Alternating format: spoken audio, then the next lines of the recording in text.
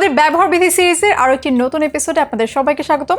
আজকের এপিসোডে থাকছে ময়েশ্চারাইজারের সম্পূর্ণ ব্যবহার বিধি, অর্থাৎ ময়েশ্চারাইজার কিভাবে ব্যবহার করবেন, কি পরিমাণে ব্যবহার করবেন এবং দিনে কতবার করে ব্যবহার করতে পারবেন, তার সবকিছুই বিস্তারিত থাকছে এই ভিডিওতে। সো ময়েশ্চারাইজারের ব্যবহার বিধি জানাতে আমি 4টা ক্যাটাগরিতে ভাগ করে নিচ্ছি ময়েশ্চারাইজার। ফার্স্ট, রেগুলার ইউজের moisturiser.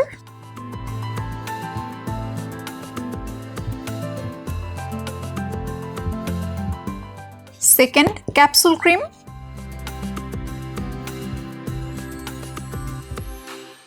Third, exfoliating moisturiser.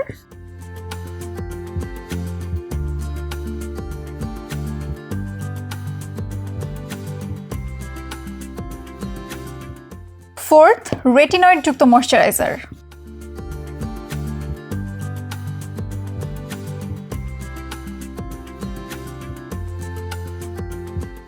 Regular ইউজের ময়েশ্চারাইজার বলতে আমরা রেগুলার বেসিসে আমাদের স্কিনের হাইড্রেশনের জন্য বা ময়েশ্চারের জন্য যে ময়েশ্চারাইজারগুলো ব্যবহার করে থাকি এগুলো দিনে দুবার করে ব্যবহার করা যাবে, অর্থাৎ মর্নিং স্কিন কেয়ার রুটিনে একবার এবং ইভিনিং স্কিন কেয়ার রুটিনে একবার। রেগুলার ইউজের ময়েশ্চারাইজার ব্যবহার করার জন্য প্রথমে ক্লেন্সার দিয়ে ফেস ওয়াশ করে নেবেন, ফেস ধুয়ে মুছে এরপর আপনি যদি টোনার, এসেন্স, সেরাম, অ্যাম্পুল এগুলো ব্যবহার করে থাকেন সেগুলো আগে ব্যবহার করে নেবেন এবং লাস্ট স্টেপে ময়েশ্চারাইজার ব্যবহার করে নেবেন।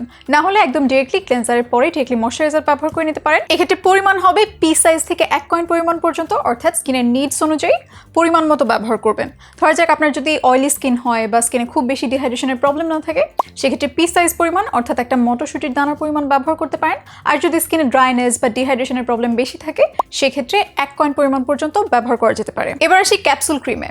বর্তমানে বেশ ইনোভেটিভ ফর্মুলায় বিভিন্ন প্রোডাক্ট তৈরি করা হয়, তার মধ্যে একটা হচ্ছে ক্যাপসুল ক্রিম। আর এটার নাম ক্যাপসুল ক্রিম রাখার কারণ হচ্ছে এগুলো নর্মাল ক্রিমের মতো না থেকে একদম এনক্যাপসুলেটেড থাকে বা ক্যাপসুল আকারে থাকে। আর এই ক্যাপসুল ক্রিমের ব্যবহারটা আসলে স্কিন টাইপ অনুযায়ী এক এক রকম। কিছু ক্যাপসুল ক্রিম আছে যেগুলো ট্রান্সপারেন্ট জেল এবং ক্যাপসুলগুলো স্কিন টাইপ অনুযায়ী একটা নির্দিষ্ট রেশিওতে মিক্স করে নিতে হয়। যেমন ড্রাই স্কিনের ক্ষেত্রে 2টো ক্যাপসুল এবং 1টি ট্রান্সপারেন্ট জেল মিক্স করবে, কম্বিনেশন স্কিনের ক্ষেত্রে 1টা ক্যাপসুল 1টা ট্রান্সপারেন্ট জেল এবং অয়েলি স্কিনের ক্ষেত্রে 2টো ট্রান্সপারেন্ট জেল এবং 1টা ক্যাপসুল মিক্স করবে। এভাবে স্কিন টাইপ অনুযায়ী আসলে নির্দিষ্ট রেশিও দেওয়া থাকে, যেভাবে ব্যবহার করলে এর সর্বোচ্চ বেনিফিট আপনার স্কিন পাবে। সো এই ক্যাপসুল ক্রিমগুলোর ক্ষেত্রে ব্যবহারের আগে অবশ্যই প্রোডাক্টের অফিসিয়াল ওয়েবসাইট চেক করে নেবেন অথবা প্রোডাক্টের গায়ে থাকা নির্দেশনা দেখে নেবেন যে এটা কিভাবে এবং কোন রেশিওতে মিক্স করে ব্যবহার করতে হবে। আর ক্যাপসুল ক্রিমগুলো মূলত বিভিন্ন অ্যাক্টিভ ইনগ্রেডিয়েন্ট ইনফিউজড হয়, অর্থাৎ আপনি যদি ক্যাপসুল ক্রিম ব্যবহার করে থাকেন তাহলে ক্যাপসুল ক্রিমের সাথে এক্সফোলিয়েটিং কোনো প্রোডাক্ট অথবা রেটিনল যুক্ত প্রোডাক্ট ব্যবহার করবেন না। এবার আসি এক্সফোলিয়েটিং ময়েশ্চারাইজারে এবং রেটিনয়েড যুক্ত ময়েশ্চারাইজার অর্থাৎ রেটিনল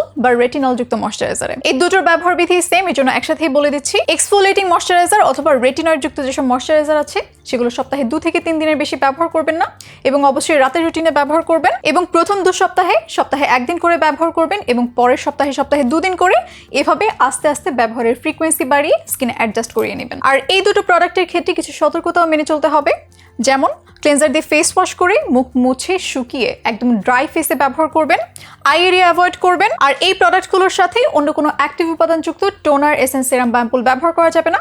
ডিরেক্টলি ক্লেন্সার দিয়ে ফেস ওয়াশ করে শুধুমাত্র ময়েশ্চারাইজার ব্যবহার করে নেবেন এবং দিনের বেলায় সানস্ক্রিন প্রপারলি অ্যাপ্লাই করা একদম মাস্ট। আবার এই দুটো প্রোডাক্টও কিন্তু একই সাথে ব্যবহার করা যাবে না, যে কোনো একটা রাখতে পারেন রুটিনে। সো এই ছিল ময়েশ্চারাইজারের সম্পূর্ণ ব্যবহার বিধি, কিভাবে ব্যবহার করবেন, কি পরিমাণে ব্যবহার করবেন বা দিনে কতবার করে ব্যবহার করতে পারবেন, তার সবকিছুই রেখেছি এই ভিডিওতে আমি। এরপর যদি কোনো কনফিউশন থাকে তাহলে সরাসরি ইনবক্স করতে পারেন জয়েস লেগেসির ফেসবুক পেজ বা হোয়াটসঅ্যাপ নম্বরটিতে। আমাদের স্পেশাল সাপোর্ট টিম সার্বক্ষণিক থাকছে আপনার সহযোগিতায়। দেখা হবে পরবর্তী ভিডিওতে, ততক্ষণ পর্যন্ত ভালো থাকুন, সুস্থ থাকুন এবং জয়েস লেগেসির সাথেই থাকুন।